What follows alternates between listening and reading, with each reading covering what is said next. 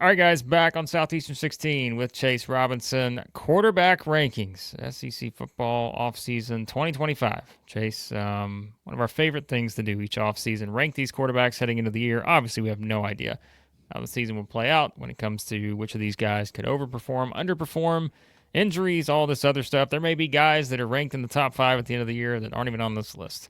Yep. But we're going to go with the names we have right now. So we're going to count them down 16 to 1 in terms of the top SEC quarterbacks entering the 2025 season. Chase, number 16. Yeah. So, and I will preface this: we did this back earlier in the offseason, but we lost one of our quarterbacks out of the SEC, so we're having to do this again, and that changed a lot of things on how this went. But all right, number 16, Zach Calzada. He is now with the Kentucky Wildcats. We've seen him at A&M. We've seen him at Auburn, Incarnate Word, and now he is at Kentucky. And look, I think he has a lot to prove. I mean, he has experience. How does he fit in? This offense has to be better, Blake. It has to be so much better, and we'll see if he's the guy. But right now, yeah, I've got him at number 16. A lot of work to do there offensively for Kentucky. Yeah, the Cats want better quarterback play. I don't think there's any question about that. So they're hoping that he overperforms this 16 ranking here that you have right now. All right, number 15. Blake Shapen, Mississippi State, went out with injury last year. And look, again, like Kentucky, this offense has to be worlds better for Mississippi State. They struggled last year, winless in the SEC. Big year for Mississippi State. You got to win some games. And Blake Shapen's going to have to be the leader to do that for Mississippi State. And so it all starts with Blake Shapen. He has a big pressure-packed year coming off of injury. Yeah, and as you said, I think certainly, you have a coach that knows they have to be better. And Yes. We'll see if that's the case there, if Jeff Levy's going to get the most out of this Mississippi State team here this season. Yeah, offensively, they're going to have to make some improvements there to do so. All right, number 14. Yeah, went with Bo Prabula, one of the new quarterbacks into the SEC. He is at Missouri now.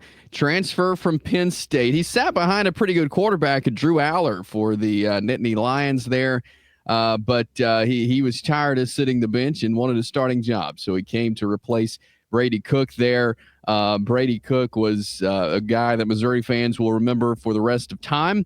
And so, Bo Prabula is stepping in to fill some big shoes. And I think he fits in with what Eli Drinkwitz likes to do. It's just the experience. I mean, he's been a backup quarterback. And so that's a lot of pressure stepping into a guy who, again, Missouri fans love Brady Cook. And now Prabula's got to step in there to take the reins of Missouri's offense with not as much experience. Tough spot to be in.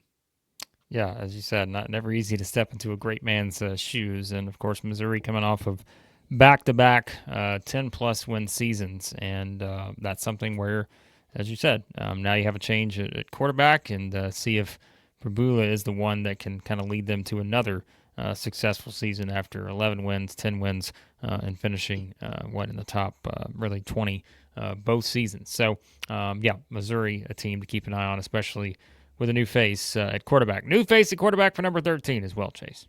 Yeah, Joey Aguilar now at the Tennessee Vols, part of the old quarterback swap we witnessed with Nico Iamaleava heading to UCLA, and Joey Aguilar at UCLA. Didn't play a game for the Bruins, but he is now with Tennessee. Great career at Appalachian State, but look, he's stepping in now to quarterback a team coming off the playoffs, a contender for the SEC.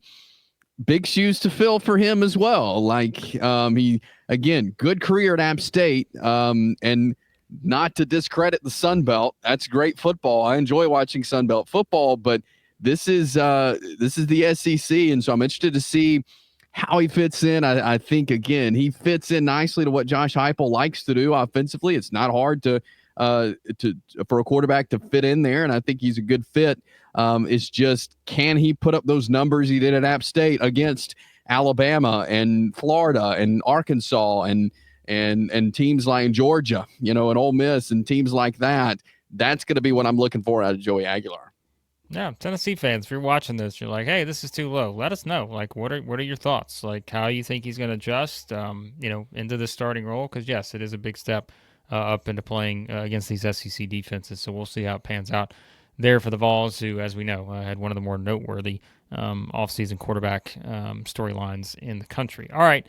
We've talked about number 12, Chase, here recently, and we'll see how he kind of slots into this spot here, whether this ranking can improve for him there at Alabama. Yeah, I think this is one of the ones that we may be talking about being higher. When we think back in December on this ranking, I think again experience has a lot to do with why I put him at 12. Hasn't had a ton of quality experience. Has gotten some playing time and either some large leads or different situations, but he does have a ton of experience of being the guy. And when you're the quarterback at Alabama, and again, a season where fans were not happy with a 9-4 record when things wrapped up January 1st, he's in a tough spot. Like he's got to immediately come in and be a good leader for this offense. The coaches are talking very highly about him. In the spring they said, hey, if the season started, he'd be the guy. And so I think this coaching staff who has coached some really good quarterbacks has faith in Ty Simpson. And again, I think he's one we could talk about being higher on this list at the end of this year. But just because of experience, I've got him there at 12. Yep. Sounds like it's going to maybe be a battle leading into, the start of the season. But for now, leader in the clubhouse is Ty Simpson. So we'll see how that plays out there in Tuscaloosa. All right, number 11, Chase. Yeah, I got Jackson Arnold, the Oklahoma transfer to Hugh Freeze at Auburn in just a pressure-packed year for the Auburn Tigers this year. They've got to win some games. If you're an Auburn fan, you want to be watching Auburn bowl game. You want to be watching Auburn, get 8 or 9 wins this year. And Jackson Arnold's got to be the guy to help you do that. Like they've got the receivers, receiver room's loaded. They got some running backs, but they've got to have that consistent quarterback because they didn't have that last year. And that was the reason that they lost some games is because of inconsistency at quarterback.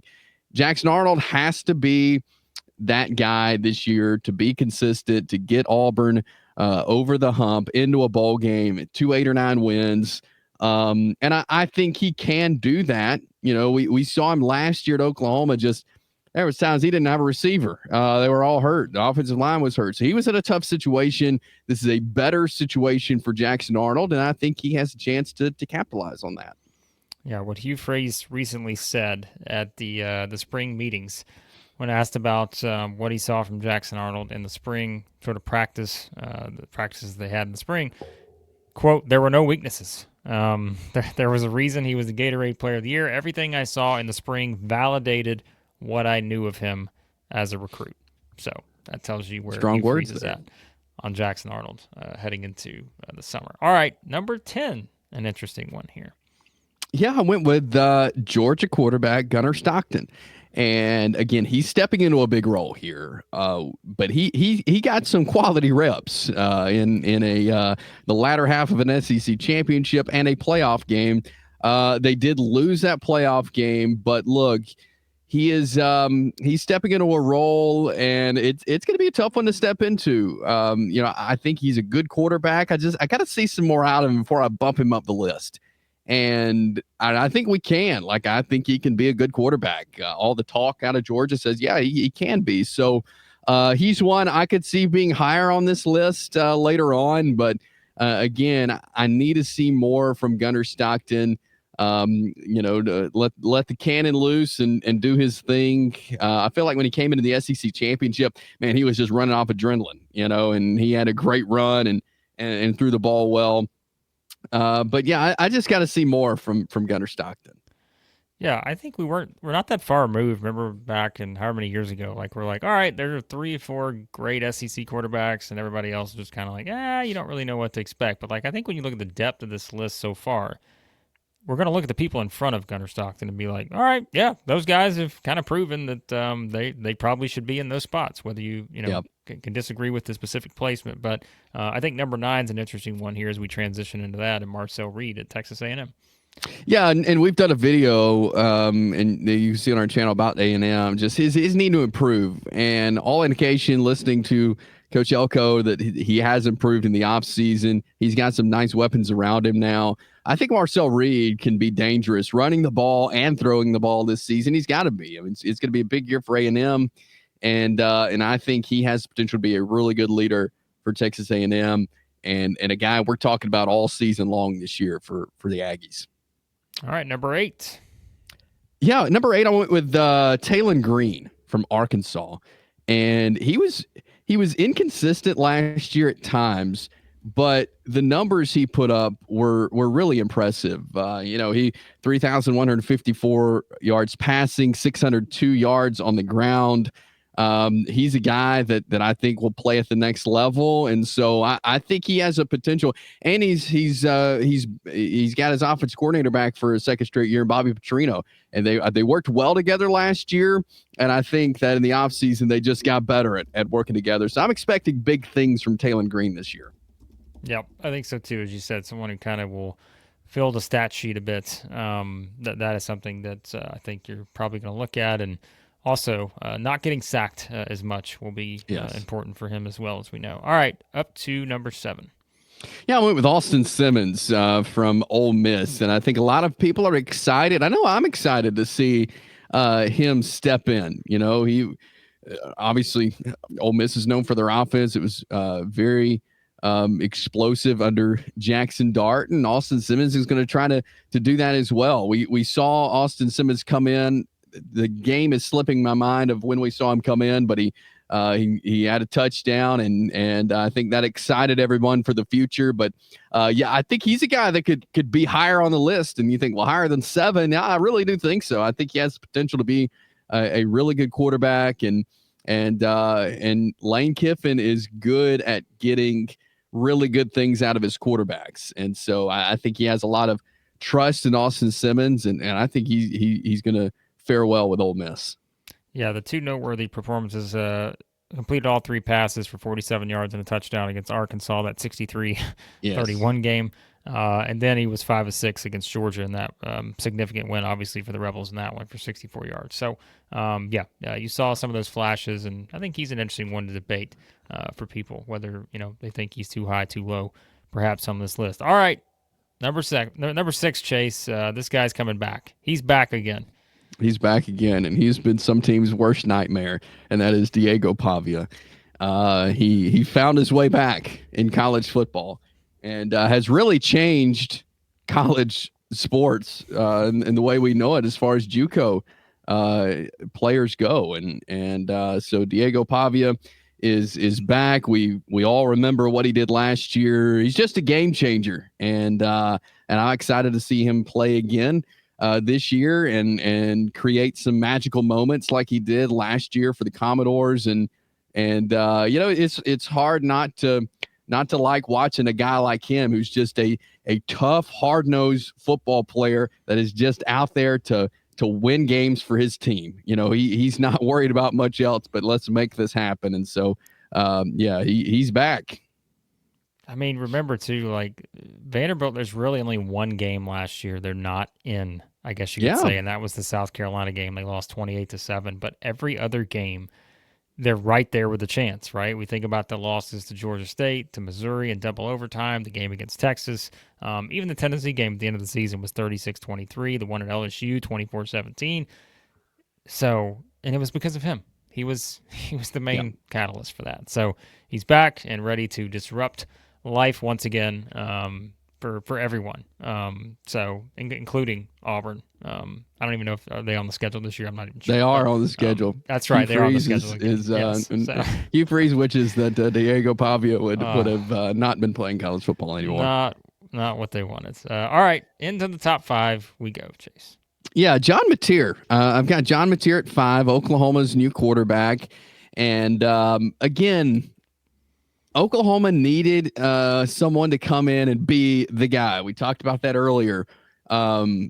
Oklahoma's one of those teams last year. They went back and forth. It took them a while to figure out who their guy was. It ended up being Jackson Arnold. But we saw Hawkins in there some. And But John Mateer coming in has a chance to be the guy. And you think, well, a new quarterback coming in, he's got to learn the system. Well, his coach, Ben Arbuckle, is the offensive coordinator and the quarterback coach. So that worked out nicely when you get to bring you when your coach comes with you too. And so I think it sets up really nicely for Oklahoma. And I've said this for several teams in a pressure-packed year. There's a lot of pressure on Oklahoma to do well this year. And behind John Mateer, I think they have a chance to be a really good team. Watch out for Oklahoma this year. Yeah, we mentioned the QB coordinator connection, the Oklahoma video we did a couple weeks ago. Check that out if you haven't already. But I think that's one of the biggest reasons for high optimism for Oklahoma fans, which they that they would welcome it. I think heading into this season. So, all right, number 4, Chase. Yeah, I went with Arch Manning from Texas. Look, a lot of folks have him. I was browsing some lists that have come out this spring, and Arch Manning is very higher than 4 on a lot of these lists. Look, he's a good quarterback, but I want to see him in a starting role. I want to see him take the team on his back, get the trust of the locker room, and go out and lead a team to win some games and get back to the college football playoff. I mean, that's what Texas wants to do, and Arch Manning's going to have to be the guy to do that. There's a lot of talent around him. I just want to see him be the starting quarterback and be the team leader before I put him higher than 4. But I think the talent's there. Yeah, he is now. I think there's been a little movement on this, but I could be wrong. He is now the front runner for the 2025 Heisman Trophy. He is at plus 700 on FanDuel right now. At plus 900, you've got a tie between Cade Klubnik and one of the other guys we've not yet mentioned who will be on this list. And some of the guys we have already mentioned, John Mateer, Austin Simmons, they're in the top 12-ish or so. So worth noting there on that. Gunner Stockton not far behind them as well. So, all right, into the top 3. All 3 of these guys are in the top, I want to say, yeah, all 3 of these are in the top, I think 7 or 8 when it comes to the Heisman odds right now. Number 3, Chase. I had a really hard time with 2 and 3. I say I had a hard time. I think I like the way I have it, but I got DJ Lagway at number 3. I thought he really came on last year. Florida's in a tough spot with injuries. Graham Mertz goes out injured. You have to go to DJ Lagway, the freshman, and he really put the team on his shoulders and carry them through, won some really big games for Florida. I like the way he plays. I think he fits in with what Billy Napier does really well. I just like watching him play, and I'm looking forward to watching Florida play when DJ Lagway's on the field, because if DJ Lagway's out there doing his thing, playing at a high level like he did a lot last year, Florida has a chance to win games. And I think with navigating the schedule and navigating the SEC, you want a quarterback like DJ Lagway, and Florida's got that. And I think they can play to his strengths. And I think it's going to be a big benefit for Florida to have DJ Lagway on the field. I'm excited to watch him play. Yeah, no doubt. Lagway currently 7th in the Heisman Trophy odds, and the next guy you have on the list at number 2 is a little bit behind him at 9th in that spot. Yeah, I've got LaNorris Sellers, and talk about excited to watch him play. I'm excited to watch this guy play this year too.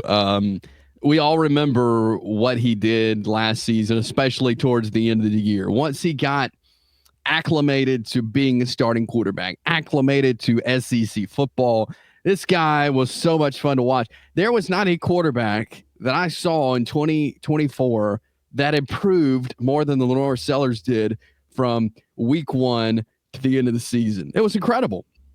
Watching him, the way he threw the ball with confidence, the way he ran the ball with confidence. I remember watching him play towards the end of the season thinking, especially in that Clemson game, he has some huge runs to help win that game for South Carolina that he did with his legs. And I was talking with Roy Philpott, called that game on ESPN, and I was talking to him a couple of days later, and he said, "Look, he said, I've called games of Lamar Jackson. These guys, he reminds me of him the way he runs, and he really does. Just kind of a, he's not as big as Cam Newton or Lamar Jackson, but he's shifty. He's a good decision maker, and he just improved so much last year. I'm so excited to watch LaNorris Sellers play." Yep, no doubt. Like you said, the improvement was about as obvious as it gets, and now seeing if he can keep things going there for the Gamecocks, which of course does leave us to number 1, and this is the guy I was teasing earlier. Second best Heisman odds, tied with Cade Klubnik and, of course, Chase. That is your number one choice here on the list, Garrett Nussmeier at LSU. Yeah, I don't think you can put anyone else number one on this list. He is, he waited his turn, and he took advantage of that last year. You can tell his veteran presence of leading the team, and it showed in his talent and his skill. I thought last year was a great year for Nussmeier. LSU did some great things. There were some losses later on in the season where they had trouble really coming from behind and playing from behind. But I think when Garrett Nussmeier corrects some of his decision-making things and when he plays at a high level, LSU is going to be really good. And boy, they went out and got them a roster. If you missed our LSU video with our friend Matt Moscona down there from Baton Rouge, as he was going through all the players that they brought in, the millions of dollars that they spent to bring these guys in. He's got weapons around him.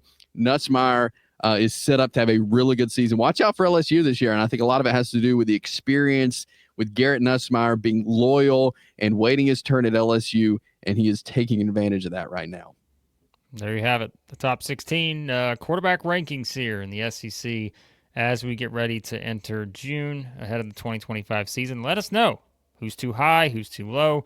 Give us your rankings. You don't have to give us your top 16. Give us your top 5, wherever you want to put them in the comments. We always appreciate the feedback. And speaking of building a great roster, Chase, we built a great roster here at Southeastern 16. Yes. Look at this Crate Cup right here. That It's got sharp. all the mascots on there.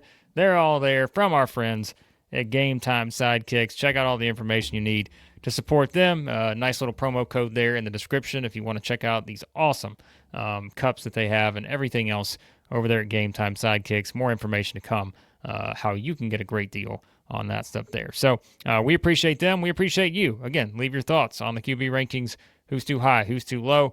Thanks as always for watching. We'll talk to you soon at Southeastern 16.